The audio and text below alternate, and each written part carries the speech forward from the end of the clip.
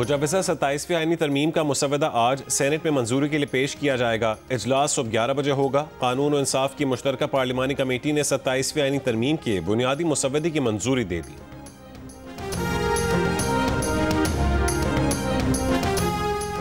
Opposition जमातों की 27वीं तरमीम की मुखालफत। सेनेट में PTI पार्लिमानी लीडर अली जफर ने कहा कि 27वीं आईनी तरमीम का सबसे बड़ा जहर ट्रांसफर ऑफ जजेस हैं। हुकूमत खुद ही आईनी अदालत के जजेस तैनात करेगी और खुद ही अपने हक में फैसले लेगी। तहरीक तहफ़्फ़ुज़ आईन पाकिस्तान के चेयरमैन महमूद खान अशरगज़ई ने कहा कि मुल्कगीर तहरीक शुरू कर दी गई है, हम मुजव्वज़ा तरमीम को नहीं मानते।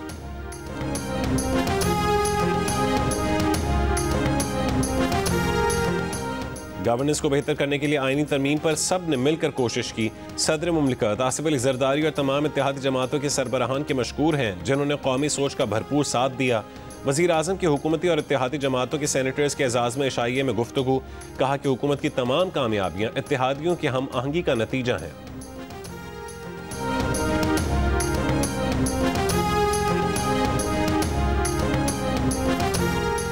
लाहौर के इलाके हरबंसपुरा में गैस सिलेंडर धमाके से 2 अफराद जाँ बहक और 5 जख्मी हो गए।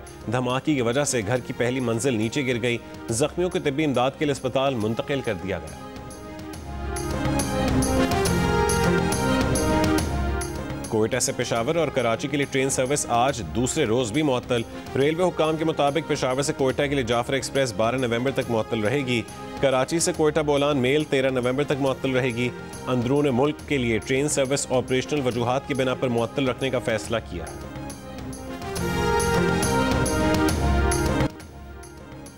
पाकिस्तान और अफगानिस्तान के मुज़ाकरात का तीसरा दौर इस्तांबुल में 7 नवंबर को ख़त्म हुआ।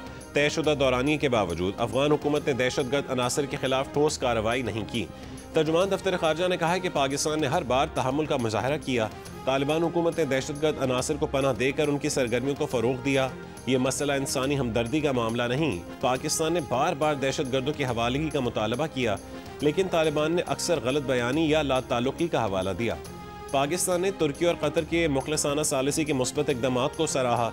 सिफारती ज़रा के मुताबिक पाकिस्तान का मौक़िफ़ तासुब से बालतर, हक़ाइक़ और मेरिट पर मबनी है। गैर जानिबदार ममालिक ने पाकिस्तान के मौक़िफ़ की तायीद की है।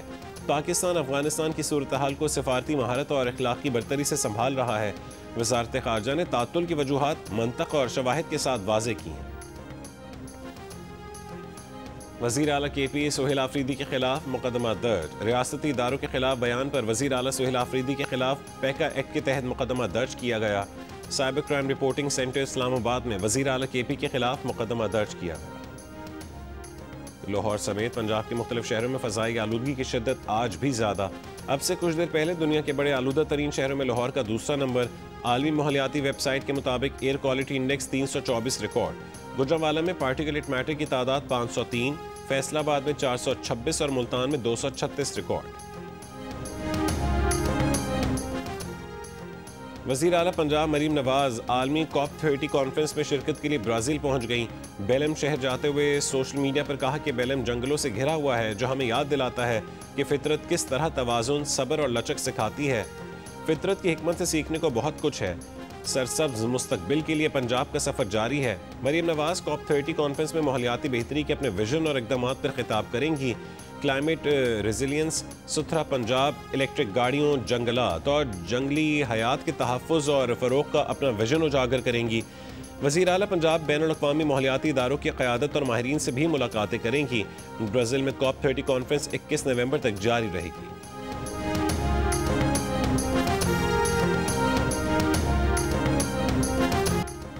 कौमी एयरलाइन के बोइंग 777 तैयारी की विंडशील्ड एक बार फिर टूट गई। तैयारा जद्दा एयरपोर्ट पर ग्राउंड कर दिया गया। बोइंग 777 की विंडशील्ड पहली बार जुमेरात को 34,000 फीट की बुलंदी पर टूट गई थी। दौरान परवाज जहाज में 344 मुसाफिर सवार थे।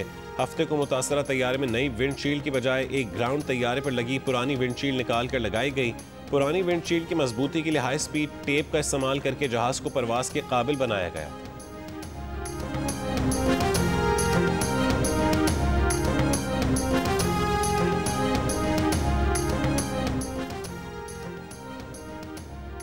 कौमी एयरलाइन की एयरक्राफ्ट इंजीनियर्स का एहतजाज 7वें रोज में दाखिल। कौमी एयरलाइन की 9 परवाजें मनसूख, 18 ताखीर का शिकार। कौमी एयरलाइन की मुल्की और बैनुल अक़वामी 18 परवाजें 3 से 10 घंटे ताखीर का शिकार हुई। पंजाब में दफ़ा 144 के नफाज में 15 नवंबर तक तौसी कर दी गई। नोटिफिकेशन जारी। सूबे में 3 से ज़्यादा अफराद के अवामी इज्तिमा पर जमा होने पर पाबंदी होगी। असलहे की नुमाइश और लाउड स्पीकर के इस्तेमाल पर भी पाबंदी। नोटिफिकेशन के मुताबिक हुकूमत पंजाब ने दहशत गर्दी और अमन आमा के खदशात के पेश नज़र अहकाम जारी किए। पाबंदी का इत्तलाक शादी की तकरीबात, जनाजे और तदफीन पर नहीं होगा।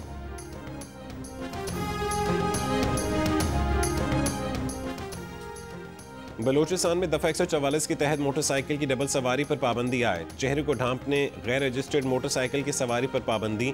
गाड़ियों के काले शीशों पर पाबंदी होगी। महकमा दाखिला बलूचिस्तान के मुताबिक बलूचिस्तान में दफ़ा 144 के तहत असलहे की नुमाइश पर पहले से पाबंदी है। 5 या उससे ज़्यादा अफराद के इज्तिमा और धरनों पर भी पहले से पाबंदी है। पाबंदी अमन व अमान की सूरत हाल के 22-30 नवंबर तक लगाई गई है।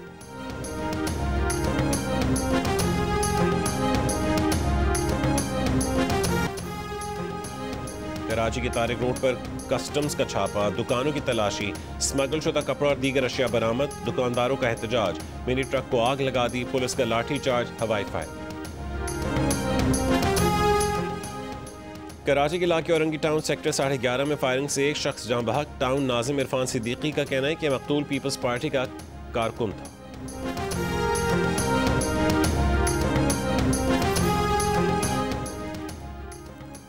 अमरीकी सदर ट्रंप की डॉक्यूमेंट्री में एडिटिंग तनाज़े पर बरतानवी नशरियाती इदारे BBC के डायरेक्टर जनरल टिम डेवी और CEO डेबोरा टर्नेस ने इस्तीफ़ा दे दिया। BBC पर इल्ज़ामात हैं कि वो अपनी रिपोर्टिंग में सियासी गैर जानिबदारी बरकरार रखने में नाकाम रहा। दस्तावेजी फिल्म में 6 जनवरी 2021 को ट्रंप की तकरीर के मुख्तलिफ हिस्सों को उस अंदाज में जोड़ा गया कि यूँ लगा जैसे वो अपने हामियों से कह रहे हों कि वो उनके साथ कैपिटल हिल की जानिब मार्च करें और शदीद मुज़ाहमत करें। एडिट शुदा प्रोग्राम गुज़श्ता साल अमरीकी इंतख़ाबात से एक हफ़्ता कबल नशर किया गया था। द टेलीग्राफ अखबार ने BBC की अंदरूनी रिपोर्ट लीक की थी। इसराइल हमास जंग की कवरेज, ट्रांसजेंडर इशूज़ और ट्रंप तकरीर पर एडिटिंग तनाज़े पर BBC की जानिब से मुआफ़ी मांगने का इम्कान है।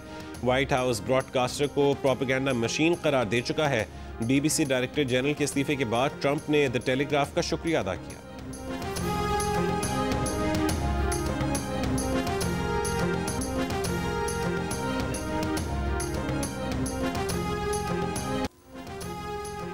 आर्ट्स काउंसिल कराची की ज़ेर एहतमाम आलमी सकाफती मेले का 10वां रोज़ थिएटर प्ले मुलाकात पेश किया गया। पाकिस्तानी फिल्म दुख्तर की स्क्रीनिंग भी की गई।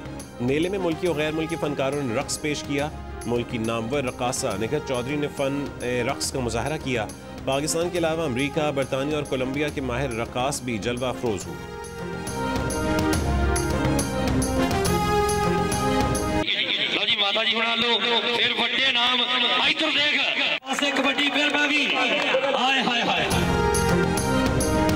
करतारपुर में बाबा गुरु नानक के 556वें जन्मदिन की तकरीबात जारी। कबड्डी मैच का इनेकाद। कैनेडियन बुल्स टीम के खिलाड़ियों ने कांटे के मुकाबले के बाद यूके यूनाइटेड को शिकस्त दे दी। भारतीय और मकामी यात्री कबड्डी मैच से खूब महजूज हुए। कबड्डी मैच के मेहमान खुसूसी सूबाई वजीर मजहबी उमूर रमेश अरोड़ा थे। भारतीय यात्रियों ने बेहतरीन मेहमान नवाजी पर पाकिस्तान का शुक्रिया अदा किया। और करतारपुर में बाबा गुरु नानक के जन्मदिन की तकरीबात का तीसरा और आखिरी रोज़ इख्तितामी दुआ में शिरकत के लिए यात्रियों की आमद का सिलसिला जारी। यात्रियों का भारत हुकूमत से करतारपुर राहदारी खोलने का मुतालबा। 2000 भारतीय यात्री आज दोपहर गुरुद्वारा रोहड़ी एमराबाद रवाना होंगे। 13 नवंबर को वहाँ का बॉर्डर के जरिए वतन वापस जाएंगे।